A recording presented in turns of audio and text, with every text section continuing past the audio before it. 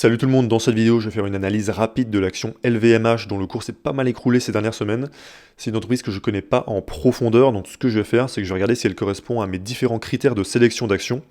Et puis en fin de vidéo, je regarderai si le prix actuel de l'action pourrait m'intéresser ou bien si je la trouve largement trop surévaluée. Donc on va regarder ça, c'est parti. Alors juste avant de passer sur mes 6 critères, la première chose que je regarde quand même tout le temps, même si je connais pas bien la boîte, c'est comment elle gagne de l'argent. Donc on voit qu'ils génèrent 44% de leur chiffre d'affaires avec tout ce qui est vêtements et cuir. Ensuite 33% avec Selective Retailing and Other Activities, donc c'est pas très explicite. D'après ChatGPT, c'est les Duty Free Stores, donc dans les aéroports, Sephora, Le Bon Marché et d'autres. Ensuite, il y a 11% des revenus qui viennent des parfums et cosmétiques, 7% qui viennent du vin et spiritueux, et puis 5% des montres et bijoux. Donc c'est assez diversifié, même si la large majorité des revenus, ça vient de ces deux segments-là, donc vêtements, cuir et puis certains magasins. Mais c'est des segments qui sont déjà en eux-mêmes assez larges, c'est pas un seul produit comme par exemple un segment iPhone pour Apple par exemple. Donc passons à mes critères de sélection d'actions. Donc je vais dans l'onglet qualité.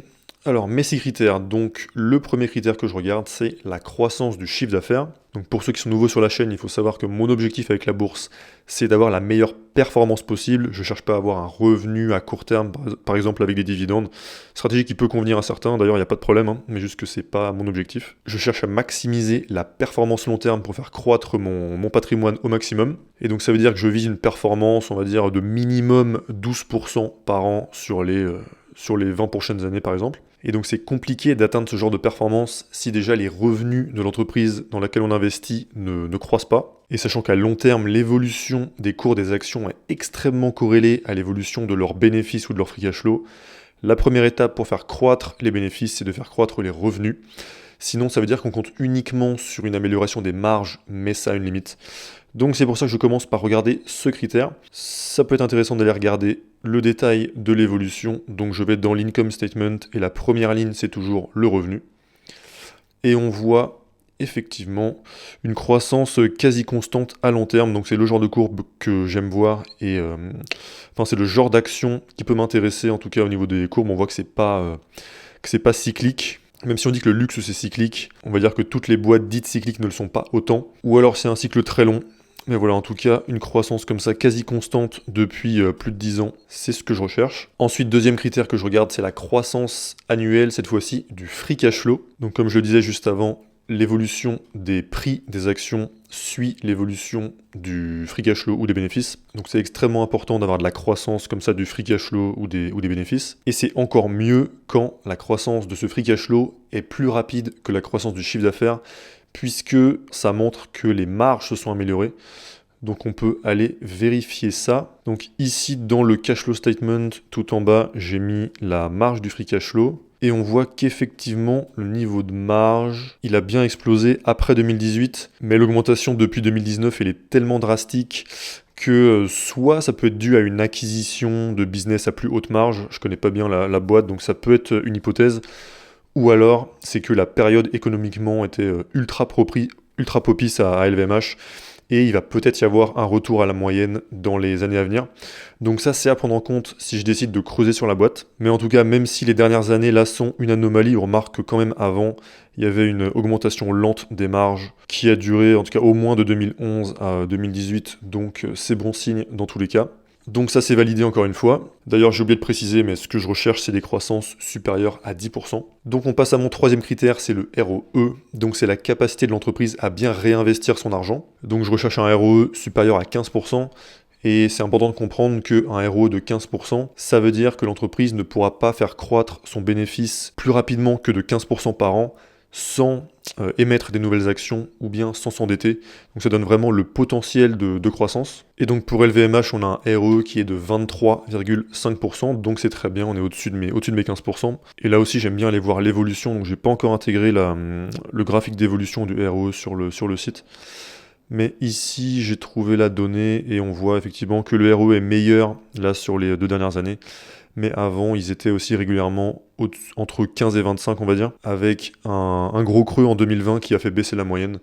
Donc c'est un critère qui est validé. Ensuite, mon critère suivant, c'est le niveau de dette. Donc je veux pas investir dans des boîtes qui sont trop endettées pour du coup éviter le risque de faillite tout simplement. Et ça me permet aussi de vérifier que ce ROE là, il n'est pas boosté par de la dette, puisque le calcul du ROE, c'est net income, donc le bénéfice net, même si là d'ailleurs je le calcule avec le free cash flow, pour que ce soit un peu plus précis, et divisé par l'equity, donc l'equity c'est la part du bilan qui exclut la dette, et donc une entreprise qui aurait beaucoup plus de dette, ça boosterait le ROE. Donc c'est important aussi de regarder le niveau de dette pour ça. Donc je regarde en combien d'années de free cash flow LVMH peut rembourser sa dette nette, et elle peut le faire en moins de 2 ans et demi, donc c'est plutôt bien. Je veux qu'elle puisse le faire en moins de 3 ans. Pour regarder d'où viennent les valeurs, c'est dans la balance sheet de l'entreprise. Donc on voit que la dette totale, elle est de 38 milliards. On voit qu'en cash et cash equivalence, ils ont 6 milliards. Donc ça donne une dette nette de 38 milliards moins 6 milliards, donc 32 milliards. Et maintenant, on regarde le free cash flow qu'ils ont généré, sachant que là, je prends la somme des 4 derniers trimestres, mais pour faire simple, on va prendre la dernière année. Et on voit que c'était 12 milliards, donc effectivement, voilà, on voit qu'ils peuvent le rembourser assez rapidement, la rembourser assez rapidement. Donc le critère de la dette est validé aussi pour moi. Ensuite, mon critère suivant, c'est l'évolution du nombre d'actions en circulation. Donc il faut savoir qu'avec le free cash flow qu'une entreprise génère, elle va pouvoir faire 5 choses différentes. Soit réinvestir sur elle-même pour générer de la croissance, soit faire des acquisitions, ce que LVMH fait beaucoup, soit rembourser sa dette, soit racheter ses propres actions ou bien verser un dividende. Et donc faire des rachats d'actions, ça va permettre de faire baisser le nombre d'actions en circulation et donc de faire croître plus vite le free cash flow par action que le free cash flow. Et donc nous, en tant qu'actionnaires, on est plus intéressés spécifiquement par le free cash flow par action plutôt que le free cash flow en tant que tel. Et les rachats d'actions, c'est une manière plus intéressante niveau taxe de rémunérer les actionnaires, puisque les dividendes sont taxés, mais pas les rachats d'actions.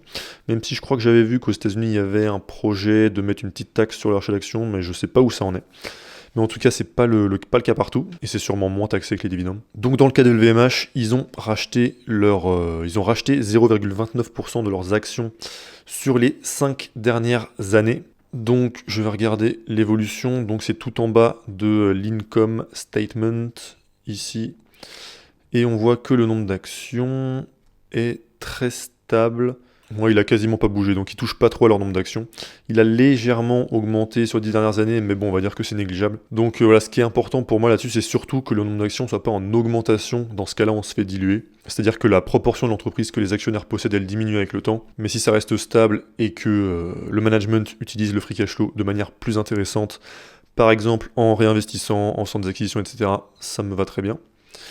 Et mon dernier critère, c'est le niveau de marge, donc spécifiquement la marge du free cash flow. Et je veux que cette marge soit supérieure à 10%, donc pour que, en cas de pépin, l'entreprise ne se retrouve pas à perdre de l'argent directement. Et dans le cas d'LVMH, cette marge elle est de 17,5%. Mais on a vu tout à l'heure que les dernières années étaient peut-être particulières.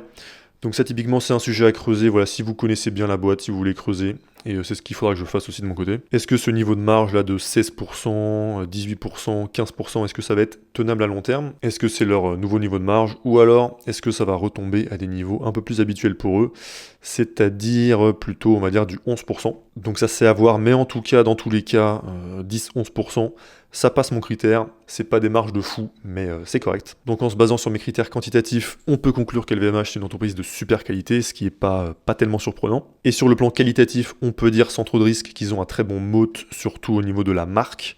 Ils ont plusieurs excellentes marques, donc Louis Vuitton, etc. Et je suis assez positif à long terme sur l'avenir du luxe, puisque la particularité du luxe, c'est que même si on peut penser intuitivement que ce qu'ils vendent c'est de l'esthétisme, en vrai ils vendent surtout du statut plutôt que de l'esthétisme, et je pense que le statut c'est quelque chose qui est pas prêt de passer de mode, et je pense même que acheter pour obtenir du statut c'est une des raisons d'achat les plus puissantes, donc je suis confiant à long terme pour LVMH. Donc ce qu'on va faire maintenant, c'est qu'on va faire la valorisation.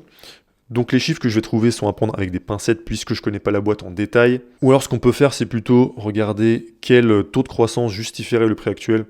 Comme ça vous pouvez prendre votre décision par rapport à ça. Donc pour évaluer le prix juste actuel d'une action, la première étape c'est d'avoir le free cash flow par action des 12 derniers mois.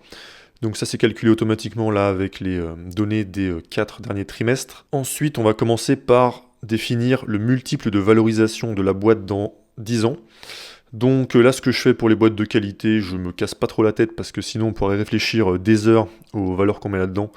Donc il vaut mieux faire simple en prenant une petite marge de sécurité, et comme ça c'est plus simple. Donc pour une boîte comme LVMH, je vais mettre 20 comme multiple de valorisation dans 10 ans. Ça me paraît assez raisonnable. Et ensuite, ce qui est le plus dur à estimer, c'est le taux de croissance du free cash flow par action. On voit que sur les 5 dernières années, c'est 22% par an. Sur les 10 dernières années, c'est 19%.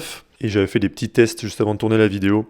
Et j'ai vu que le prix actuel se justifiait pour une croissance du free cash flow par action d'à peu près 12% par an sur les 10 prochaines années.